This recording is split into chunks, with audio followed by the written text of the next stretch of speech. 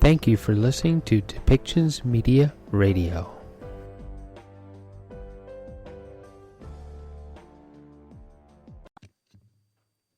Okay. Good afternoon, everyone. The Secretary General began his second day at the Climate Change Conference in Glasgow, COP26, in meetings with a number of regional delegations involved in the negotiations. He held separate meetings with groups representing the Independent Alliance of Latin American countries and leaders, the Alliance of Small Island States, the Bolivarian Alliance for the Americas, and the least developed countries. He told them that we know what needs to be done to deliver on the commitments already made on 1.5 degrees Celsius, 50% of climate finance for adaptation, and $100 billion starting in 2020. We also know, he said, that we have a specific problem with adaptation and loss and damage. Entire communities everywhere are getting hit now. We need a concrete plan by the end of the COP session, he underscored. The Secretary General said that countries need to act on their pledges now. This means, for example, revising their climate plans every year, not every 5 or 10 years, until we are sure that global emissions are cut by 45% by 2030 compared to 2010 levels. The Secretary General also welcomed the Glasgow Leaders' Declaration on Forests and Land Use as an important step to halt reverse deforestation. Deforestation. Implementation is the critical part, he added. This morning, the Secretary General also met with His Royal Highness Prince William, the Duke of Cambridge, and the finalists for the Earthshot Prize. He congratulated the Prince and the winners on the projects, stressing the importance of young global citizens keeping the pressure on governments to act in the face of climate change. He also had a bilateral meeting with Japanese Prime Minister Fumio Kishida. They agreed to work together to tackle issues such as climate change, launching the Common Agenda, and global challenges. The Secretary General thanked the Prime Minister for their recent contributions on climate change and for their strong support of and contributions to the United Nations and the multilateral system. During the day, the Secretary General also met with his Youth Advisory Group to hear from them on how he can best support their efforts. He's expected to have more bilateral meetings today before traveling to Cambridge University tomorrow, where he will receive an honorary doctorate. The Secretary General will be back in the office on Friday. Staying on climate, the UN Children's Fund today released a new analysis that found that just 34% of national climate policies address the needs and priorities of children. UNICEF examined the nationally determined contributions that were updated ahead of COP26 and found that of the 103 country plans, just 35 of them, or about one-third, are child-sensitive. Only 1 in 5 reference child rights or intergenerational justice and equality and equity in a meaningful way, and only 12% report that children participated in the development of the plan. UNICEF called on countries to include young people in all climate negotiations and decisions, and to create safer communities for the children affected now, and agree on a path forward to prevent the worst impacts of climate change for people everywhere. The UN peacekeeping mission in the Central African Republic, MONUSCA, strongly condemns what appears to be a deliberate and unjustifiable attack on its blue helmets. Yesterday afternoon in the capital Bangui, 10 peacekeepers from the mission's Egyptian police unit were shot and wounded, including 2 seriously, by members of the Presidential Guard. The Egyptian police officers had landed at Bangui's airport earlier in the day as part of the periodic rotation and deployment of troops in the country. They were on their way to their base when they suffered heavy fire from members of the Presidential Guard. The mission said in a statement that the police officers were fired at without any warning or response. They were unarmed. In its attempt to leave the site of the attack, located about 120 meters from the presidential residence, the bus transporting the Egyptian police unit hit a woman who died.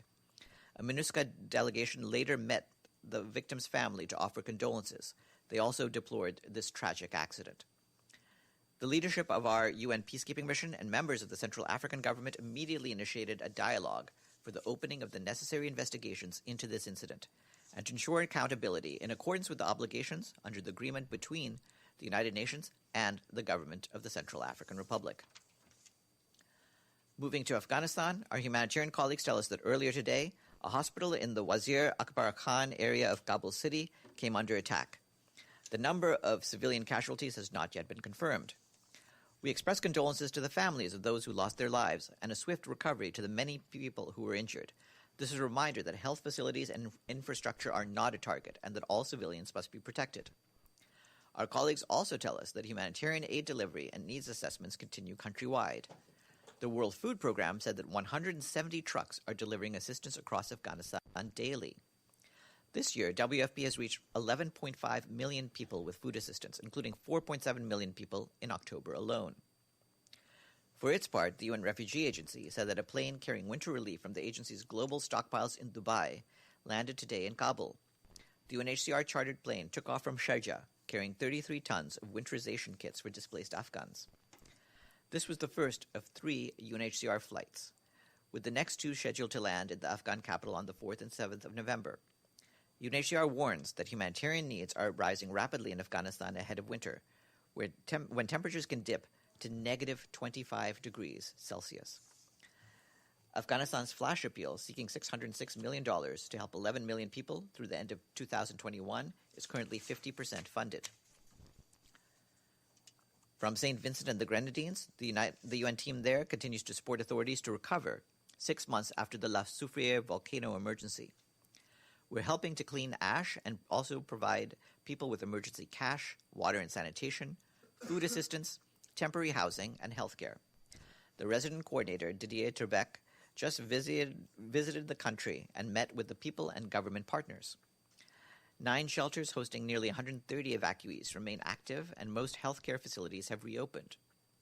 The World Food Programme has helped more than 3,500 families with emergency cash transfers, while UNICEF provided psychosocial support to people affected by the volcanic eruption, hygiene kits, and support for remote learning in dozens of schools. The Pan American Health Organization is also helping to improve 20 healthcare facilities. More than 1,200 metric tons of humanitarian relief cargo have arrived in St. Vincent and the Grenadines. On journalists, from Myanmar, the UN Educational, Scientific, and Cultural Organization again voiced its concern over the plight of dozens of journalists detained in the country 9 months after the military seized control over the democratically elected government. At least 126 journalists have been arrested in Myanmar since February 1st, while at least 47 journalists, including 7 women, remain under detention, according to UNESCO. 9 media outlets have had their licenses revoked. Since the 1st of February, 20 independent media outlets have suspended operations, while 4 media outlets have been charged and 9 newsrooms have been raided. Dozens of journalists remain in hiding due to outstanding arrest warrants. UNESCO says that threats of violence and attacks against journalists in Myanmar have created a climate of fear for media professionals, impeding the free circulation of information, opinions, and ideas for all. Our colleagues in Myanmar continue to be concerned over the systematic imposition of restrictive policies and practices by the military authorities on media outlets in Myanmar, and continue to urge the military to release all persons detained arbitrarily, including journalists. And in line with that, today is the International Day to End Impunity for Crimes Against Journalists. In a message for the day, the Secretary General points out that last year, according to UNESCO, 62 journalists around the world were killed just for doing their jobs. The Secretary General notes that many lost their lives while covering conflict, but in recent years, the number of media workers killed outside conflict zones has risen. The Secretary General says that crimes against journalists have an enormous impact on society as a whole, because they prevent people from making informed decisions. He urges member states and the international communities to stand in solidarity with journalists around the world, today and every day, and to demonstrate the political will needed to investigate and prosecute crimes against journalists and media workers with the full force of the law. And I will now turn to journalists before we go to Monica Villela-Graley. Yes, Edie. Thank you very much, Farhan. Does the Secretary General have any comment on the latest situation in Ethiopia? There's a report that the Tigrayan forces have actually linked up with the Oromo fighters against the government forces. Well, the Secretary General has made clear his concerns about all of the fighting that's been happening in Ethiopia, whether it's in Tigray or elsewhere. As you know, we have been in touch with officials in Ethiopia, and the Secretary General himself has spoken repeatedly with Prime Minister Abiy Ahmed to see what can be done to bring the violence to a halt, and also, of course, to allow for the full-scale return of humanitarian assistance to the places that need it, including places like Mekelle and Afar. So we're continuing with that, and the reports you're citing, which we have no firsthand confirmation of, add to our concern about the overall situation. Yes, please. It's always very nice to say those words about journalists who have been killed and are in jail or tortured. Mm-hmm. But what really could be done with the country or towards the countries that we know are not allowing journalists to do their jobs? Because nice words, okay, but what else could be done? Well, we have also drawn attention to the countries that are violating the rights of journalists. You saw that just now I gave the details about the situation in Myanmar. All of the countries that are violating the rights of journalists are violating some of the fundamental rights that are inscribed in the UN system, and they need to be taken to account. And we have called, as you know, when journalists are murdered, for investigations into all of the various cases, wherever they may be. Yes. You mentioned that the Secretary General has spoken to Prime Minister Ahmed. Has he done so since the state of emergency was declared in Ethiopia? Well, I believe we mentioned the conversation he had with the Prime Minister a week ago. So it's been it's been prior to the latest round of fighting that happened over the weekend. But we also have been in touch at various levels with the authorities in the Ethiopian government to relay our concerns, and he had been talking about them as we were making clear prior to this latest round. Yes, Benno. Thank you. So there was a quite juicy exchange on Twitter between David Beasley and Elon Musk. I think you saw that yes. 1 or 2 days ago. And basically Mr. Beasley said, give up some of your fortune and help to fight world hunger. And it ended in a kind of a, how do you say it, cliffhanger a bit? Because it was like, Elon Musk, come here, let's meet me anywhere, and then I can open the books, and you can donate money. Will they meet or not? Well, I don't speak for Elon Musk's schedule. I do know that the offer from WFP is a sincere one, that the World Food Program made clear that their books are open. Indeed, as with other institutions, other UN agencies, funds, and programs, they have a process by which all of the member states who are their donors are informed of exactly where all the money goes. And so our member states see our books, and Elon Musk and other members of the public can see exactly the information that we provide to the member states. But beyond that, the basic point is if there are good efforts, good faith efforts by individuals to support our work, we'll provide them with the information that they need, because what's essential for us is that we have the money to go about our work and in this case, to prevent people from starving.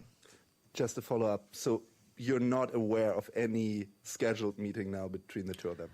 No. For that, you can check with either Mr. Musk's people or with the World Food Program, but the offer's on the table.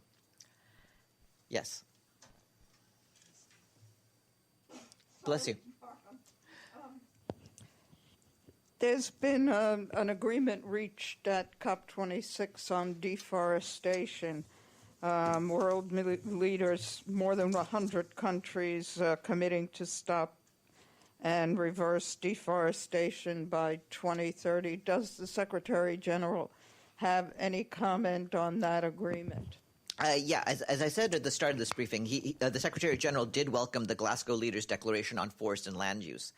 He believes that that's an important step to halt deforestation. But his basic point is, as always, implementation is the critical part. And with that, I will turn the floor over to Monica.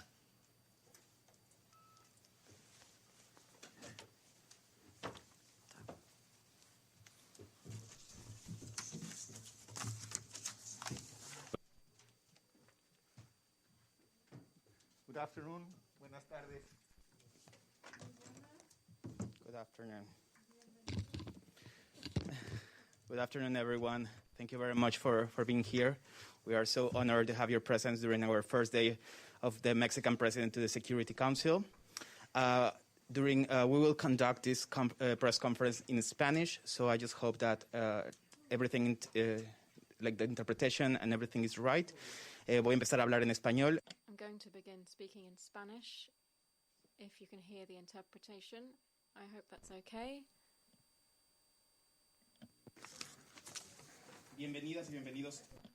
Welcome to our press conference at which Ambassador Juan Ramón de la Fuente, permanent representative of Mexico to the UN and current president of the Security Council, will present the program of work. We'll then move on to the questions segment, and we have some people here in the room, and then we will move on to those connected online, and once again we will finish up with a few more questions in the room. Ambassador, the floor is yours. Thank you very much. Once again, a very good afternoon to you. I'd like to very warmly welcome you and thank you for being here at this press conference.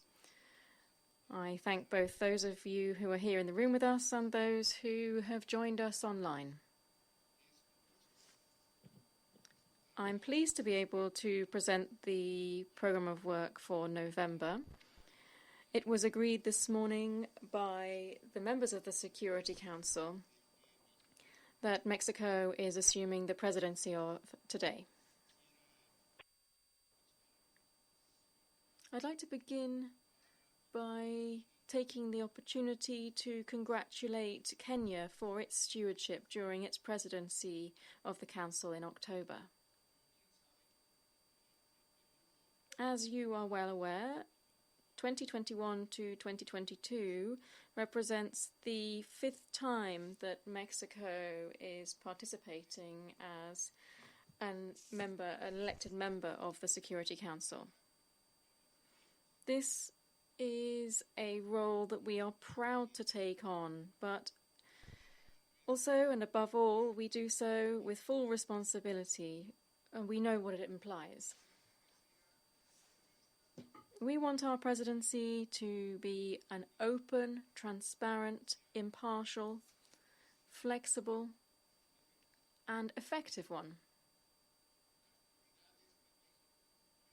The priorities that Mexico presented in its candidacy are based on the constitutional principles of our foreign policy and on the United Nations Charter. And it will be these principles that guide our work during our presidency. I'd like to underscore our interest in promoting and strengthening preventive diplomacy, putting the well-being of people at the heart of our action. We will be focusing on civilian protection, the promotion of a comprehensive approach that takes into account the impact of small arms and light weapons on international peace and security. We'll be looking at the defense of the rule of law and ensuring that all of the Council's decisions are in accordance with international law. And further, that they are in line with our feminist foreign policy, and we are proposing to make further headway in the Women, Peace and Security agenda.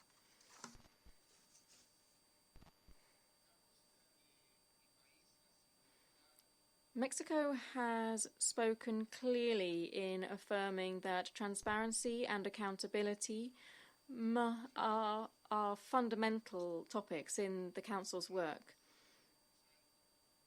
For this reason, we will continue to promote these principles, to continue to improve the working methods of the Council to the extent that we are able.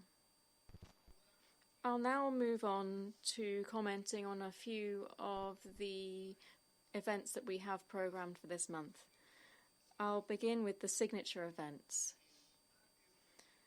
On Tuesday the 9th of November, we will hold an open debate on exclusion, inequality and conflict. This event will be chaired by the President of Mexico, Andrés Manuel López Obrador. The concept note was already circulated for this event a few weeks ago. This is a matter of particular importance for my country and for many others. What we hope to do is to ensure that within the Council we can analyse some of the underlying causes of international insecurity.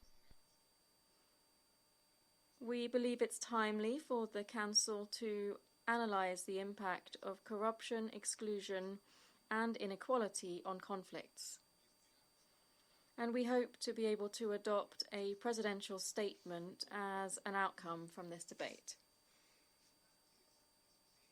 On Tuesday the 16th, the open debate will be on international peace and security as a common objective to all of the principal UN organs. The aim of this event is to strengthen the ties between the main bodies of the organization with the Security Council, and that to ensure better coordination and greater efficiency and effectiveness in preventing conflicts. We also hope to be able to adopt a presidential statement as a result of that particular debate. And during the debate, we will hear briefings from the Secretary General, from the President of the General Assembly, from the President of ECOSOC, and the President of the International Court of Justice. On Monday, the 22nd of November, the Secretary for Foreign Relations will preside over a signature event entitled The Impact of the Diversion and Trafficking of Arms for Peace and Security. This is also a matter of high priority for Mexico's foreign policy. It is also of high priority for other countries. Already in last September this year, we organised a meeting on this in area formula format, and we hope that this event, to be held on the 22nd, will complement the briefing that was held during the Kenyan presidency.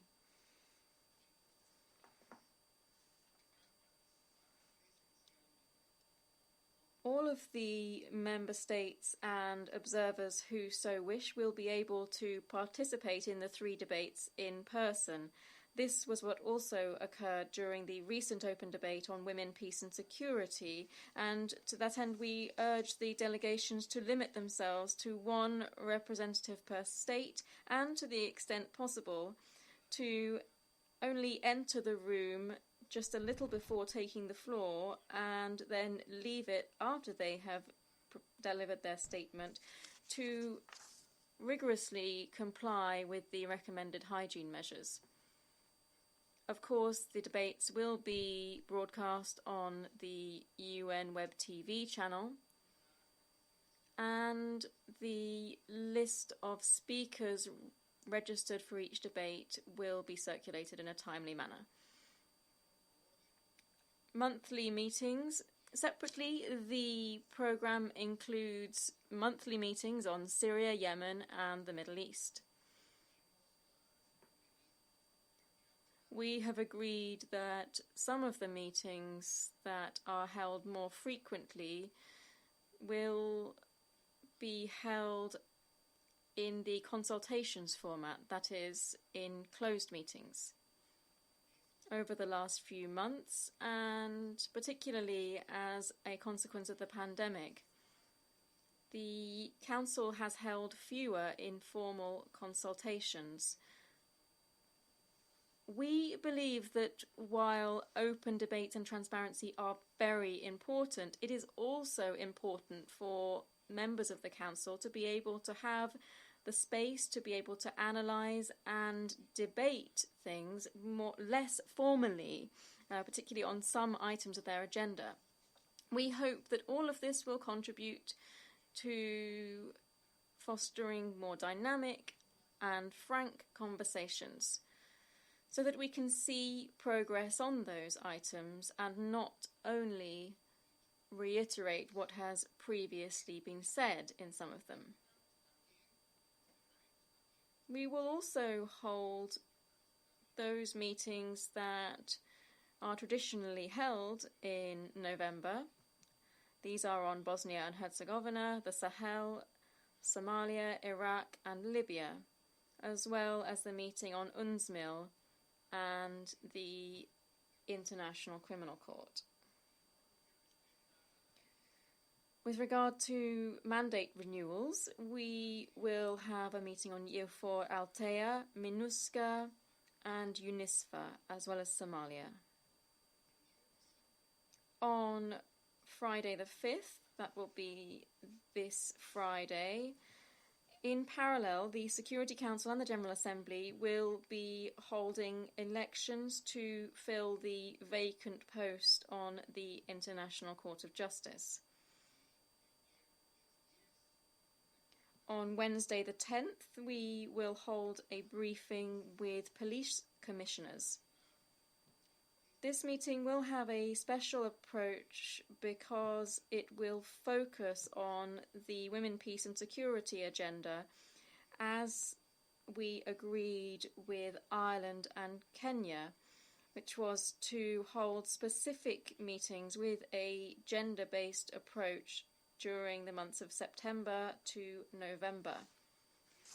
On Wednesday the 17th, we will hold a meeting on Afghanistan. This will be the first meeting following the recent renewal of the UNAMA mandate last September. And as traditionally happens, and in line with our beliefs on accountability from the Council presidency, at the end of the month I will convene a wrap-up and assessment session that will be available to all of you. This brings me to the end of my presentation. I thank you very much for listening, and we will now open the... To everyone here in the room, that concludes today's event. This show has been produced by Depictions Media. Please contact us at depictions.media for more information.